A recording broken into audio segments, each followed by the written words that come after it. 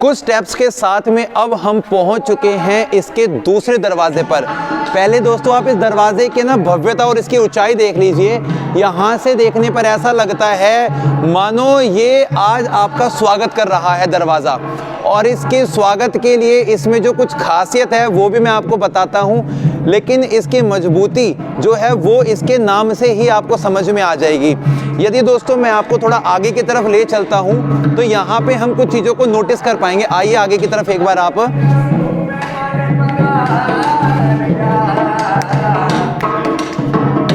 यहाँ पर देख सकते हैं कि राजस्थानी जो ढोल नगाड़े होते हैं उनसे स्वागत कर रहे हैं ये।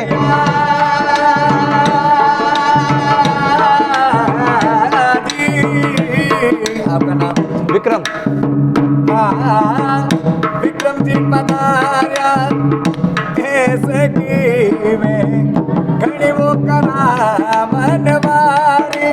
बहुत बढ़िया। मोरा विक्रम सजने आवो ने पधारो मार दे दादा रे दादा रे दादा रे दादा रे दादा रे दादा रे दादा रे दादा रे बाबा रे दादा रे दादा रे बाबा रे गागा रे रे सागा बाबा सागा बाबा सागा बाबा दादा बाबा गागा गागा रे सा ओ मारा विक्रम से जनेवा आवो ने पधारो मार दे। वाह वाह वाह, नाम क्या है? बहुत प्यारा। भैया ने यहाँ पे हमारा बहुत अच्छा स्वागत किया है। और दोस्तों अब हम आ गए हैं इसके आयरन गेट पर, यानी कि लोहा प्रोल पर। और लोहा प्रोल इसका जो नाम है शायद इसके दरवाजे की वजह से पड़ा होगा। शूल कांटे के जैसे निकले हुए यहाँ पर सेफ्टी देख सकते हैं, जिसको हाथी के दम से भी नहीं तोड़ा जा सकता। हाथी का दम भी यहाँ पे अपना जवाब दे देता था इस दरवाजे को तोड़ने से पहले। और इसकी ऊंचाई तो भाई साहब अंत है दोस्तों, तकरीबन ये होगा 50 फीट के आसपास। और जब हम कुछ स्टेप्स को आगे की तरफ रखेंगे ना तो यहाँ पे हमें पता लगेगा कि जो उनके सैनिक थे वो इन्हीं खांचों में कमरों में तैनात हुआ करते होंगे, जिसके साथ साथ में सुरक्षा का पूरा ध्यान रखा जाता था। देखें आपने कि इनके जो दरवाजे वो कैसे घुमावदार हैं, यानी कि सेना सीधा इसके अंदर ना आ सके। यहाँ पे दोस्तों जो आपको हैंड चिन्ह दिखाई दे रहे हैं ये सभी उन माँ सतियों के हैं जो रानियाँ राजा के मरने के बाद में अपने आप को अग्नि दहन कर लेती थी, या फिर कह सकते हैं कि राजा की चिता के साथ अपने आप को जला लेती थी। उन सतियों के हाथ यहाँ पे बने हुए हैं। और इस लोहा दरवाजे से आगे आने के बाद में इसका पीछे का नज़ारा, इस वाले हिस्से में ना उस समय के कुछ वेसल्स रखे गए हैं, पानी के भांड जिसे आप बोल सकते हैं, पानी के बर्तन बोल सकते हैं। और इनमें पानी का स्टोरेज करके रखा जाता था। और ये बने होंगे शायद ये ब्रास के। इस वाले हिस्से में देखो पूरा जो महल है आज के वक्त में वो इसी के अंदर हमें देखने को मिलेगा। एक कक्ष जो है वो मर्दाना कक्ष है, यानी कि राजाओं का कक्ष बना है पूरा। एक बना है जनानियों के लिए, फीमेल्स के लिए बना हुआ है। इस सभी चीज़ों के अंदर हमें बहुत कुछ देखने को मिलेगा। और दोस्तों अब हमारे जो कदम है वो बढ़ते जा रहे हैं इसके सूरज प्रोल की तरफ, यानी कि सूरज पोल की तरफ, जो कि सामने की तरफ हमें दिख रहा है, जहां से हम इसके मुख्य उस चौक में प्रवेश कर जाएंगे, जिसके बाद हम इसके म्यूजियम वाले भाग को आपके सामने पेश करेंगे। अब बढ़ते दोस्तों आगे की तरफ। तो अब हम आ गए हैं मेहरानगढ़ के श्रृंगार चौक में, जहां पर यहाँ के राजाओं महाराजाओं का राज तिलक किया जाता था। यही वो स्थान है जहां पर यहाँ पर होता था राज तिलक। और दोस्तों इस राज तिलक के होते वक्त जो उनके घर की परिवार की जो महारानियां थी वो ऊपर की तरफ जो आपको इतने सारे ये जो झरोखे दिखाई दे रहे हैं, इन्हीं झरोखों में से देखा करती थी नीचे होने वाले समारोह को। और दोस्तों आप देख सकते हैं कि तीनों तरफ से ये जो इमारत है वो लाल रंग के पत्थरों की बनाई गई है। और इनके पीछे रहती थी उस घर की जो रानियां थी और उनके साथ में जो उनकी दासियां रहा करती थी। और इस पूरे चौक का इस्तेमाल होता था यहाँ पे राज तिलक के लिए। यदि हम बात करते हैं कुछ इनकी पोर्ट्रेट्स की, तो यहाँ पर जो महाराजा गज सिंह द्वितीय थे उनका राज तिलक हुआ था। और वो उस समय मात्र 4 वर्ष के थे, जिनकी एक छोटी सी जो फोटो है वो आपको सामने को देखने को मिलेगी। और दोस्तों जितने भी यहाँ के राठौड़ राजवंश के शासक हुए हैं उनका ये है राज तिलक वाला हिस्सा। अब देखते हैं कि हमें क्या क्या और देखने को मिलने वाला है। इस वाले को देखते तो हाथी का ओदा है जो कि चांदी से मिश्रित लकड़ी के फ्रेम में बना हुआ है और इसके ऊपर राज्य चिन्ह भी और जो ढोल का निशान है वो अंकित है। इसका जो पैंदा है वो हस्त निर्मित कपड़े से बुना हुआ है और इसका जो आयताकार एक इसका भाग बना हुआ है और ये मारवाड़ का है दोस्तों। ये यहाँ पे देखते हैं तो ये हाथी का दूसरा ओदा है ये, और इसको भी लकड़ी से बनाया गया। इसमें शीशे लगाए गए हैं और सोने का पानी इसमें चढ़ाया गया जहाँ पे इसमें शाइनिंग दिखाई दे रही है आप लोगों को, और लोहे की पत्तियों से बना हुआ ढांचे से निर्मित है पूरा ये। और ये ना 19वीं शताब्दी का है। उसका जो छाता है ना वो हल्के भूरे रंग का और रेशमी छत्र जो है वो चांदी और सोने के धागों से बुना हुआ है ये। तो काफ़ी ज़्यादा ये ना आकर्षित है ये। इस सामने वाले को देखेंगे तो इसकी जो मेन खासियत है वो ये है कि लोहे के फ्रेम में उभारा लकड़ी की मोटी परत पे बना हुआ ये, और इस पे ना बहुत अच्छी शैली से पत्तियों को सजाया गया है। इसकी देख सकते हैं आप ओंदे पे बहुत शानदार इस पे जो काम है किया गया है। और इसका जो मेजरमेंट है वो 166 और 97.5 सेंटीमीटर है।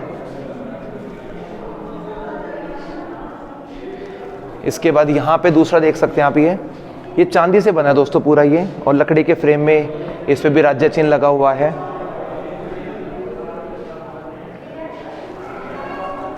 इसके बाद यहाँ पे देखिए कितना शानदार है ये गुंबदाकार आकृति में बना हुआ है और इसके ऊपर चांदी और सोने का जो पानी है और मखमल से इसको सजाया गया है। मतलब काफ़ी खूबसूरत है दोस्तों ये अपने आप में, बेहतरीन।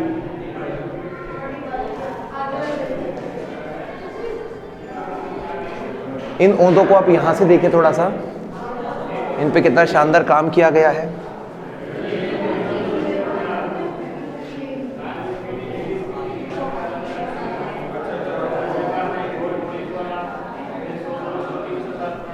इस पे 2 लोग एक साथ बैठ सकते हैं, एक चलाने वाला हाथी को, एक पीछे जो उस समय के राजा थे वो।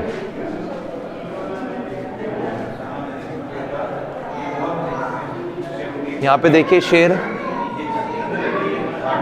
और ये मोर और एक लेडीज।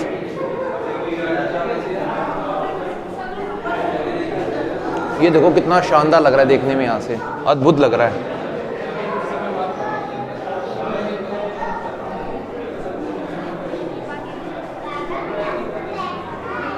और दोस्तों जो शाइनिंग हो रहा है ना ये पूरा इस पे गोल्ड का पानी है ये, जो आज के समय में उतर गया है कई जगह तो आज भी देखने को मिल रहा है,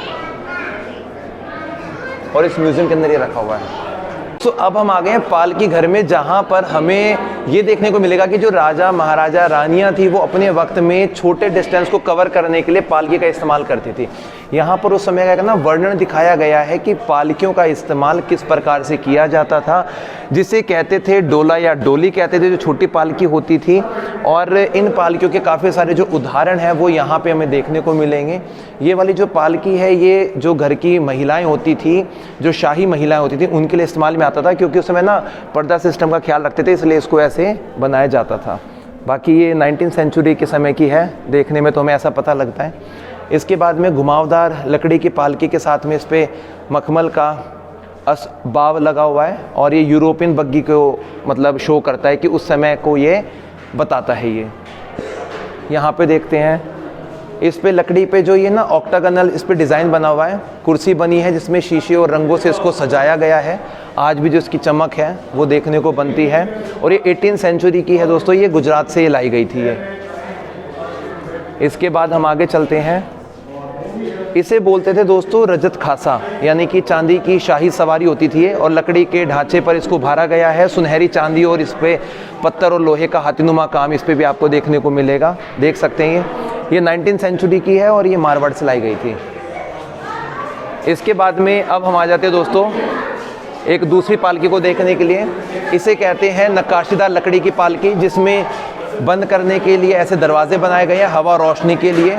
इस प्रकार की जो पालकी है वो ज़्यादातर घर की शाही महिलाएं इस्तेमाल करती थी। इसके अंदर देवी देवताओं के चित्र बने हुए हैं। 19th सेंचुरी के उदयपुर से इसको लाया गया था, और ये ना 1890 के बाद की हमें दिखाई देती है ये। इसके बाद हम देखते हैं दोस्तों ये सुंदर खुदे हुए शिकार के दृश्य को दिखाती है। इस पे ललित कलाएं भी दिखाई गई हैं। कुर्सी नुमा पालकी है ये, और ये राजा इस्तेमाल करते थे बेसिक तौर पर। ये 19th सेंचुरी की पालकी।